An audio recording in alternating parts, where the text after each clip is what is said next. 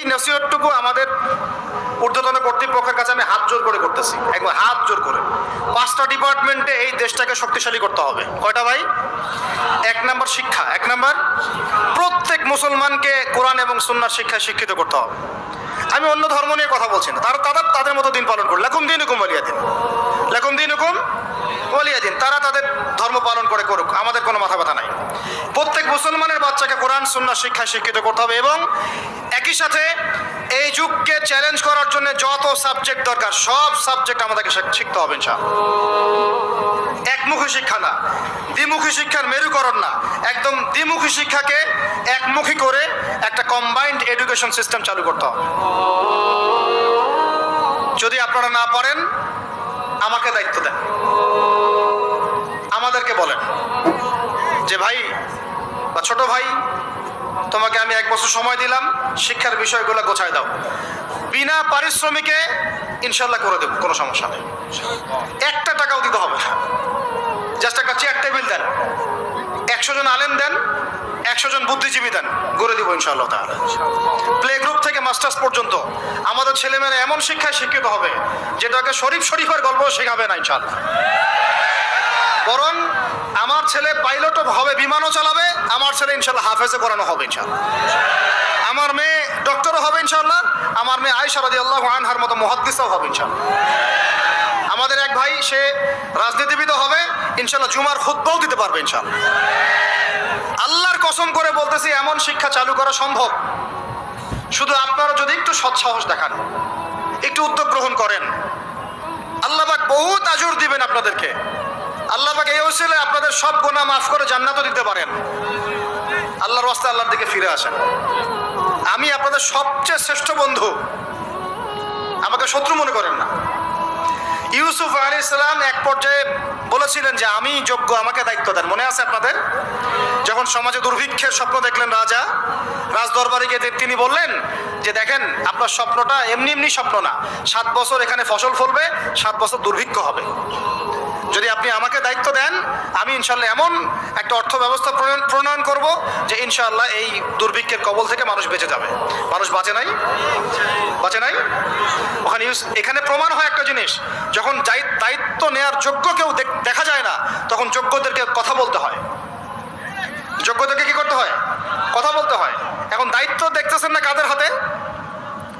একটা লোক, যে ব্যক্তি আল্লাহর অস্তিত্বেই বিশ্বাস করে না, সে কিতাব লিখতেছে, ওই কিতাব আমাদের সন্তান পড়তেছে। আমি নাম মেনশন করতে যাচ্ছি না। কিছু মানুষ যারা আল্লাহর অস্তিত্বেই বিশ্বাস করে না, তারা মনে করে মহাবিশ্ব সৃষ্টি হয়েছে বিগ ব্যাং থেকে, আল্লাহ সৃষ্টি করে নাই।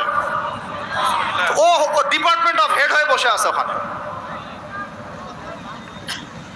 আজকে ট্রান্সজেন্ডার ইস্যু আসছে জন্য আপনারা নড়েচড়ে বসতেছেন না।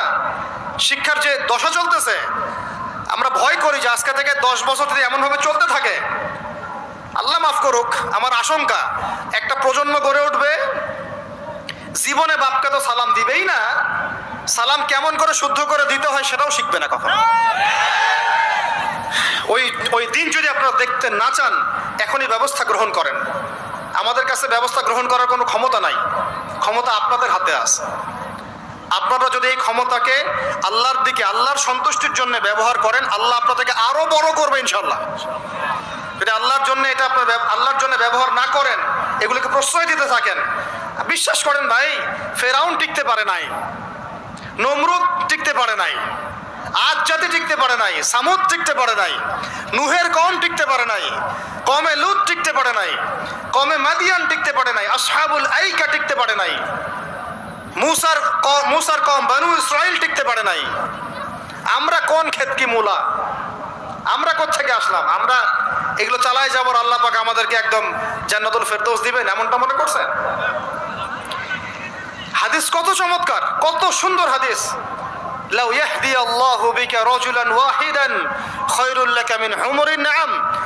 তোমার দ্বারা যদি একটা মানুষও আল্লাহর দিকে ফিরে আসে, আল্লাহওয়ালা হয়ে যায়, লাল উট কুরবানি করার চেয়ে বেশি নেকির কাজ। তোমার একটা দাওয়াতে যদি মানুষ আল্লাহর দিনের দিকে ফিরে আসে, ওই আমলকারী সব নেকি তুমি পাবা।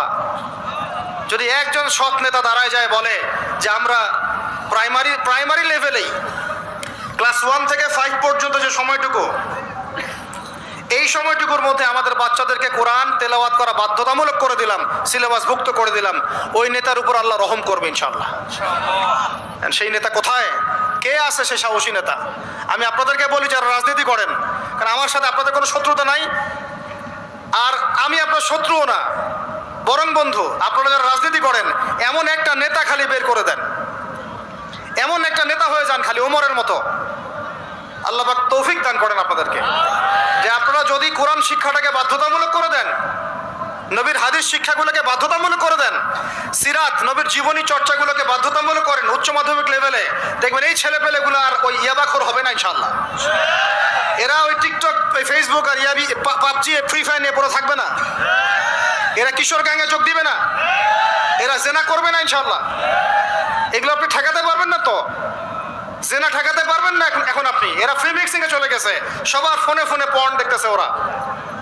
ওরা বাচ্চাদেরকে ধরে ধরে রেপ করতেছে। এখন ছেলে মেয়ের আদমশুমারি যদি করতে পারেন, একটা কুমারিত্ব শুমারি করে দেখেন, 18 বছরের কম কত মেয়ের সতীত্ব নাই, 21 বছরের কম কত ছেলে সতীত্ব নাই, আপনি টেস্ট করে দেখতে পারবেন। এই হলো সমাজের অবস্থা।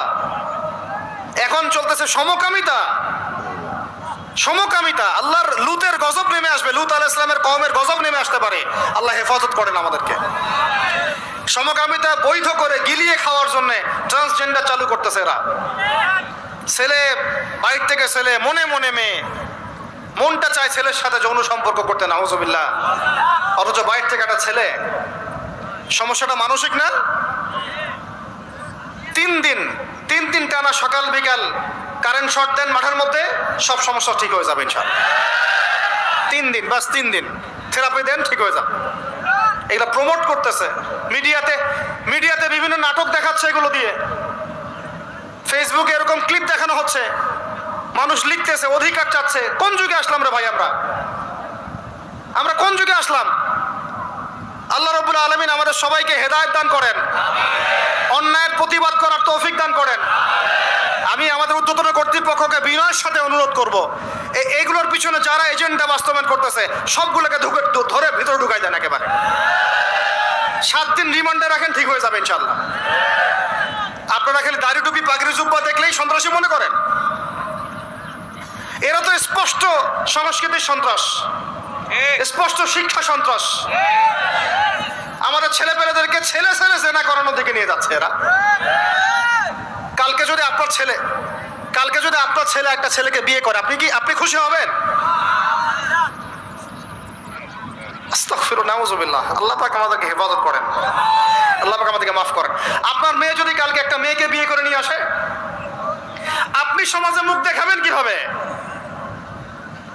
তো এগুলো এখন যদি না থামাই, তাহলে কখন থামাবেন? ওই যে বললাম, সুদ যখন চালু হয়েছিল আমরা সবাই কিন্তু প্রতিবাদ করি নাই। এখন সবাই সুদখোর হয়ে যাচ্ছে দিন দিন। আমরা যে অনেকে তাহাজ্জুদ পড়ে কান্নাকাটি করি, আল্লাহ দোয়া কবুল করো, এইটা করো সেইটা করো। দেখেন দোয়ার বেশিরভাগই কবুল হয় না। কেন হবে?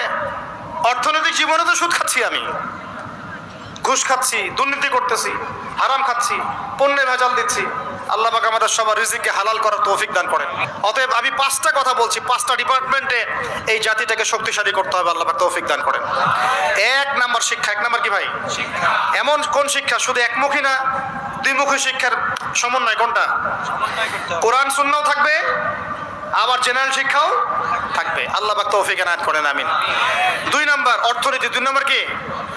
আমাদের অর্থনীতি এত শক্তিশালী করতে হবে যে আমাদেরকে যেন পশ্চিমাদের কাছে কখনো হাত পাততে না হয়। আমাদের কৃষি দিয়ে আমরা চলবো ইনশাআল্লাহ, আমাদের যাকাত ভিত্তিক অর্থনীতি দিয়ে আমরা চলবো ইনশাআল্লাহ।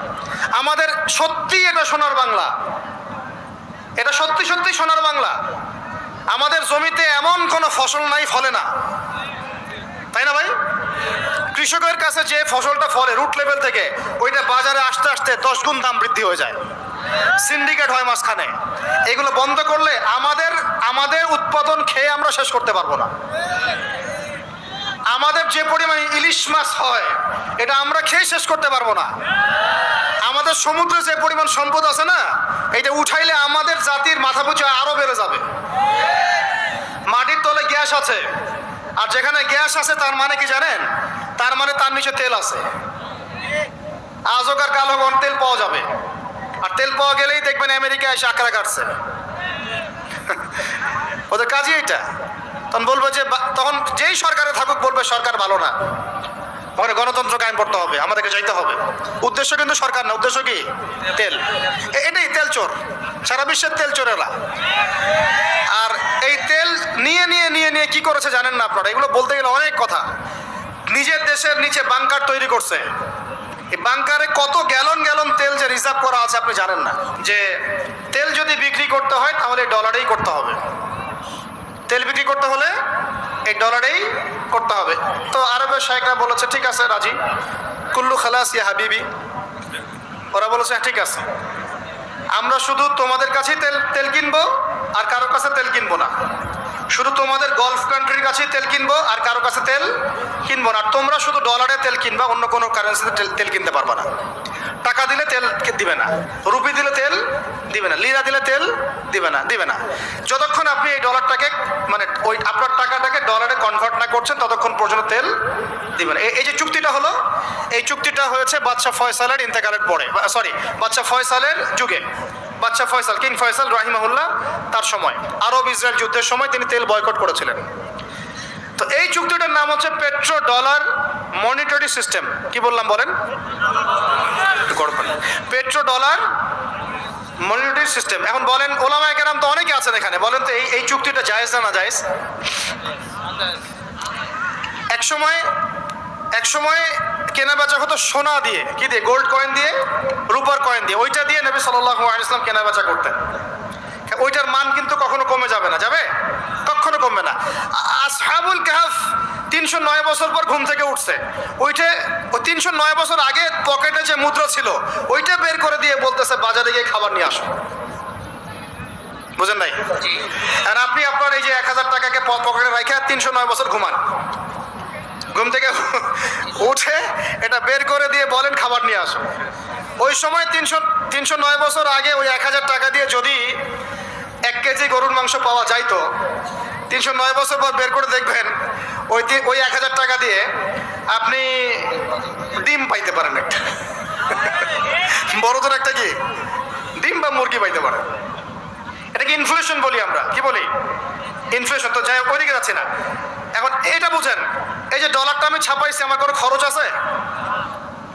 এই ডলারটা ওকে দিলাম, দিয়ে আমি তেল নিলাম। তেল মানে হচ্ছে এই বিশ্বের সোনা। তেল মানে কি? এই বিশ্বে এখন সোনা ফাংশন করে না মার্কেটে, তেলই হচ্ছে সোনার জায়গা দখল করছে। তো এখন এই ডলার দিতে আমার কোনো খরচ নাই। ডলারটা ওকে দিলাম, ওর কাছ থেকে তেল নিলাম, নিয়ে তেলটা আমি আমার দেশের বাংকারে রিজার্ভ করলাম। আমার কোনো লস আছে? আমার কোনো লস আছে? নাই। এখন এই ডলারটা যেহেতু রুলিং কারেন্সি, এটাকে ইকোনমিক্সের ভাষায় বলে হার্ড কারেন্সি, মানে শক্ত টাকা। কি বলে এটাকে? শক্ত টাকা। আর আমাদেরগুলো সফট, নরম। মানে হার্ড কারেন্সির মাধ্যমে বা এর আদলে সফট কারেন্সির মান নির্ধারিত হয়। বুঝতে পারতেছি কি?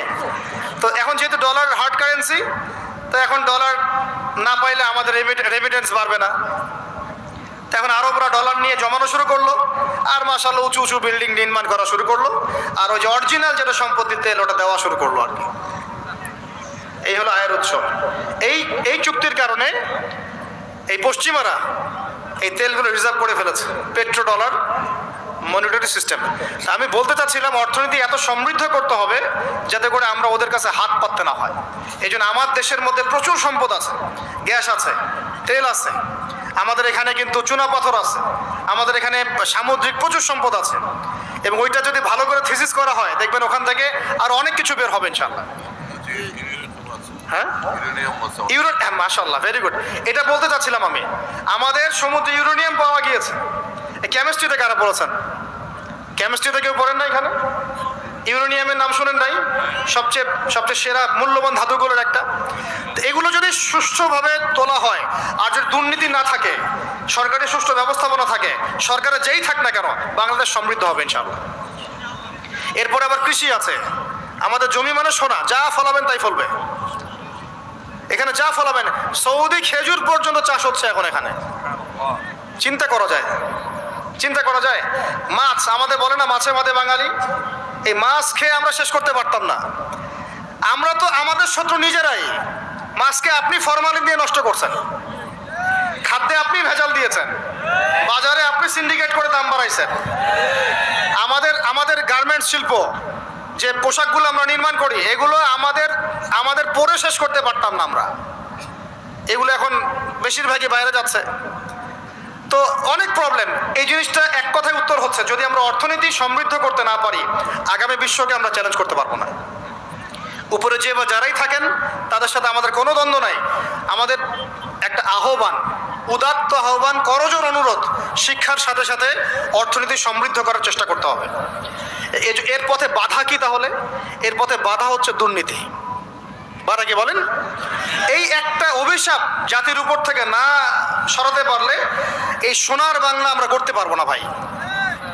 50 বছর থেকে আমরা পারতেছি, কিন্তু প্রয়োজনের তুলনায় এটা যথেষ্ট না। আমাদের টপ টু বটম সবাই দুর্নীতির সাথে কম বেশি সম্পৃক্ত হয়ে যাচ্ছে। আল্লাহ পাক আমাদের সবাইকে হেফাজত করেন। এগুলো অন্যের সম্পদ আত্মসাৎ করলে পরে আল্লাহ ইবাদত কবুল করবেন না। আল্লাহ পাক আমাদের সবাইকে সৎ হওয়ার তৌফিক দান করেন, সততা বজায় রাখার তৌফিক দান করেন। আর 3টে জাস্ট পয়েন্ট বলে শেষ করে দিব। 3 নম্বর পয়েন্ট হচ্ছে, আমাদের যুব সমাজকে নিয়ে সত্যিকার অর্থেই একটা কর্মমুখী পরিকল্পনা প্রণয়ন করতে হবে। আমাদের অন্যতম একটা সমস্যা হচ্ছে বেকারত্ব। সমাজের যুবকরা দেখেন না, যে জেনারেশনটা যুদ্ধ করেছিল আমাদের বাংলাদেশের মাটিতে, এই জেনারেশনটা কি তারা পারবে? ওদের কি সেই ফিটনেস আছে? ওদের সেই কি প্রশিক্ষণ আছে? ওদের কি সেই খাদ্যাভ্যাস আছে? ওদের কি সেই চেতনা আছে? আমি তো নিজেও ইংলিশ মিডিয়ামে পড়েছি। আমাদের ব্যাকগ্রাউন্ডে এমন অনেক স্টুডেন্ট ছিল যারা ভাষা দিবস, শহীদ দিবস নাম ওটা কবে সেটা বলতে পারে না। 7ই মার্চ কি হয়েছে তারা জানে না। 16 ডিসেম্বর কি দিবস ওরা জানে না। এরকম বহু আপনি স্কুল জরিপ করেন, বহু English medium, English version school আছে, ওরা জানে না এগুলা কি। ওরা এগুলো পড়ে না, জানে না। সংস্কৃতির কথা বলি, ভাষার কথা বলি, গৌরবের কথা বলি, এগুলো আমাদের গৌরবের জায়গা। কিন্তু আপনি দেখেন প্রত্যেক মোড়ে মোড়ে হিন্দি গান বাজতেছে, বাংলা গান কয়জন শুনতেছে? নজরুল নাই, হারাই গেল। নজরুলকে হারাই ফেললাম, জসিমউদ্দিনের কবিতা হারাই গেল, ডক্টর শহীদুল্লাহর কথাগুলো আস্তে আস্তে হারাই যাচ্ছে। আহমদ সফা নাই। আমরা ওইসব জায়গায় কাদেরকে বসাচ্ছি? আমি কাউকে আঘাত করতে চাচ্ছি না। আমরা ওইসব জায়গায় কাদেরকে বসাচ্ছি? দেখেন, একটা সময় ব্রিটিশ বিরোধী বিদ্রোহের সময় আমাদের বাপ দাদারা হিন্দিতে, উর্দুতে পর্যন্ত কবিতা লিখে প্রতিবাদ করেছিলেন। আপনারা অনেকেই জানেন এগুলো, যারা পড়াশোনা করেন তারা তখন বলতেন, একটা ডায়লগ ছিল যে কি জানি, सरफरोशी की तमन्ना अब हमारे दिल में है, देखना है जोर कितना बाजुए कातिल में है। মনে নেই আপনাদের অনেকের? মানে স্বাধীনতার তামান্না আমাদের মনের মধ্যে আছে, খালি দেখার বাকি যে কাতিল বা জালেমের বাহুতে কত শক্তি আছে। কি কবিতা ছিল ওই সময়কার। তো আমরা এগুলো হারাই ফেলতেছি।